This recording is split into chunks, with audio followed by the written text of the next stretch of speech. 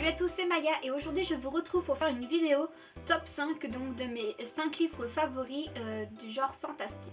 En 5ème position, nous retrouvons donc Éternel par Alyson Noël, publié dans les éditions Michel Lafon. Alors Éternel, c'est l'histoire de Ever qui est une lycéenne tout à fait normale, jusqu'au jour où elle se rend compte qu'elle peut lire dans les pensées des gens, qu'elle peut deviner plein de choses.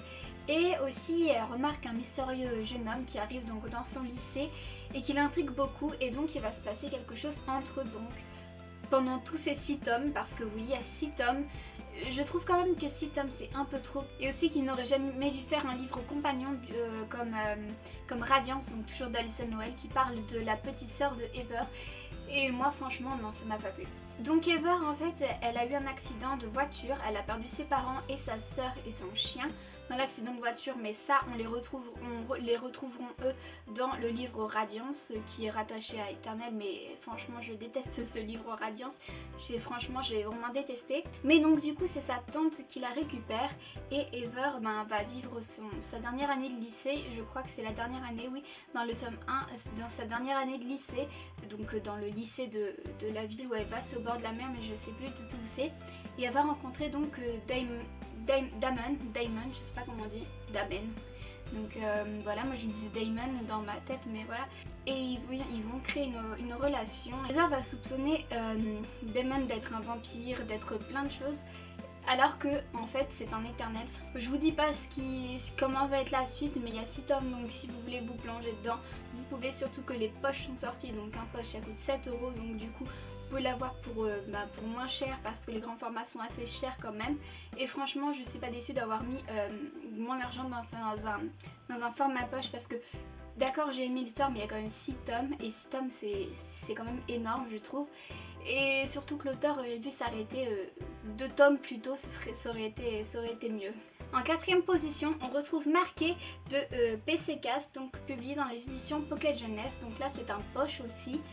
Et franchement là il faut vraiment les acheter en poche si vous voulez commencer cette saga, parce qu'il y a plus de 11 tomes ou un truc comme ça, donc franchement achetez-les en poche, pardon. Je ne pense pas acheter le 4ème tout de suite, mais franchement ce livre m'a bien plu, ce premier livre en fait, même si pour moi il y a eu quelques similitudes avec Harry Potter. En fait c'est l'histoire de Zoé donc qui est tout à fait normale jusqu'au jour où elle se fait marquer, elle se fait marquer dès les premières pages, donc du coup en fait elle est jamais normale, mais elle se fait marquer et elle devient un vampire, donc voilà. Elle intègre une école de vampires parce que oui, les vampires ils sont connus de tous en fait, tout le monde connaît l'existence des vampires, et il y a une école spéciale donc pour les vampires ils ont leur première, leur deuxième, leur troisième, leur 4ème année, et au bout de 5 ans je crois, le vampire novice il devient un vrai vampire. Il faut savoir que les vampires novices ils peuvent mourir à tout moment, et c'est ce qui se passe en fait dans les 3 premiers tomes, parce que je m'en suis arrêtée qu'aux 3 premiers. Il y a plusieurs novices qui meurent. Bien évidemment, ce livre, il y a de la romance, hein, je peux même vous dire qu'à un moment, Zoé elle en a 3 à la fois, voilà. Mais bon, c'est pas tellement de sa faute, surtout qu'il y en a un, c'est un vrai con, voilà. Franchement, je trouve que ce livre, il se lit mais d'une vitesse, un truc de dingue, parce que déjà l'écriture est pas recherchée, c'est pas quelque chose des descriptions, des grosses descriptions, des grosses tournures de phrases et tout, non franchement c'est une lecture mais vraiment très légère, et ça nous permet de lire ça hyper vite. Franchement moi je crois que c'est un des livres que j'ai lu le plus vite de ma vie. En 3ème position on retrouve 16 lunes donc de Camille Garcia et de Margaret Stoll, publié dans les éditions le livre de poche, mais aussi dans la collection Black Moon de Hachette. Alors ce livre en fait, ce qu'il y a c'est que j'ai eu vraiment du mal à me lancer dedans, ça faisait je sais pas combien de temps que je l'avais sans j'avais commencé les premières pages et j'accrochais pas parce que c'était que de la description, et je l'avais laissé à côté quoi. Puis il y a un an en fait, j'ai repris, il y a plus d'1 an, j'ai repris la lecture donc du coup de ce livre, et j'ai adoré, donc du coup j'ai lu aussi le tome 2, il faut que je lise le tome 3, je l'ai dans ma palle, mais franchement j'aime vraiment cette histoire, déjà parce que le personnage principal, le narrateur plutôt, c'est un garçon, c'est Ethan, et ça change des filles en fait qu'on le retrouve dans les autres narrations, et c'est pas lui qui est qui est l'être fantastique, l'être surnaturel. Ethan en fait il habite là depuis toujours, ses parents habitent là depuis toujours. C'est un petit village, je sais plus comment il s'appelle, mais c'est un petit village, petite ville, petit village. Et en fait tout le monde se connaît, parfaitement en fait dans ce village. Et un jour il y a une inconnue qui arrive.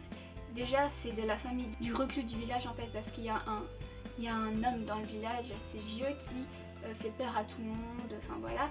Et c'est sa nièce qui arrive, donc qui va emménager chez lui, et c'est Lena.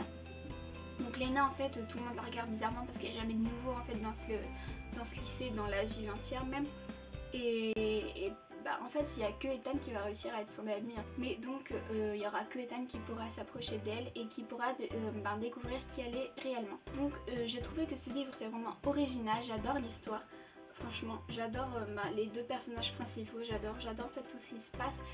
J'ai mis très longtemps à me plonger dedans, j'ai mis longtemps à le lire aussi parce que c'est comme ça, parce que c'est un livre assez difficile à lire, enfin difficile, il y a plein de trucs à assimiler, puis il y a beaucoup de descriptions aussi, mais bon franchement j'aime l'histoire, donc du coup ça m'a pas trop dérangé, voilà. En seconde position on retrouve donc Harry Potter à l'école des sorciers, ou plutôt les 3 premiers Harry Potter, vu que j'ai lu que les 3 premiers, que je les adore, mais vraiment je vais évidemment poursuivre donc ma lecture. C'est le marathon Harry Potter organisé par Cassandra de la chaîne Croque les mots qui m'a permis de me lancer enfin dans l'aventure Harry Potter.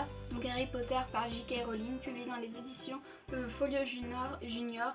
Donc franchement Harry Potter, ça sert à rien que je vous raconte de quoi ça parle, vu que tout le monde connaît l'histoire, soit par les livres, soit par les films. Donc franchement voilà, mais pour moi, enfin, soit il était premier, soit il était second, et franchement si vous me connaissez, vous savez ce que je vais mettre en première position, et pour moi ça détrône tout en fait. J'ai jamais lu un livre meilleur que celui qui est en première position.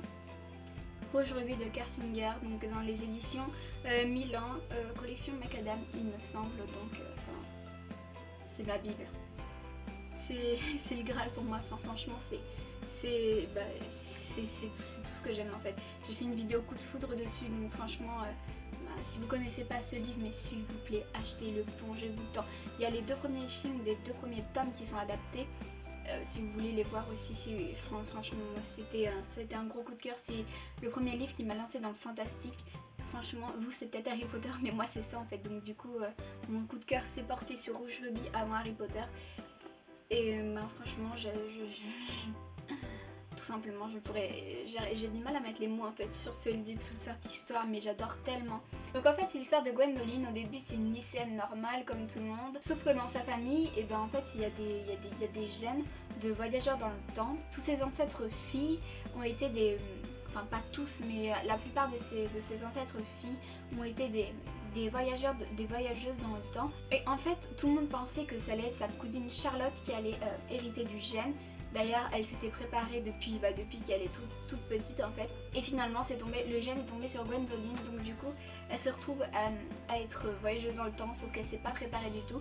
Tout ça parce que sa mère a falsifié son acte de naissance. Bien évidemment il y a aussi d'autres voyageurs dans le temps, et ça c'est les De Villiers. Donc du coup en fait il y a un couple par génération, et donc là la génération c'est Gwendoline et Gideon, donc pour le gars quoi. Et en fait c'est les derniers, ils ont été 12 en tout, donc 6 générations je crois, un truc comme ça. Enfin en tout cas il y a tout un secret autour des 2 derniers qui vont fermer le cercle secret des voyageurs dans le temps, et il va se produire quelque chose, mais personne ne sait ce qui peut se produire. Et je vous dis pas en fait la suite parce que enfin il y a tellement de mystères dans ce livre, mais s'il vous plaît achetez-le, lisez-le, enfin faites tout, mais lisez-le, découvrez cette histoire, regardez les films, mais s'il vous plaît découvrez l'histoire. Bon voilà, j'espère que je vous ai bien vendu Rouge Rubis et tous les autres livres si vous ne vous êtes jamais plongé dedans. J'espère que cette vidéo vous a plu et je vous dis à la prochaine.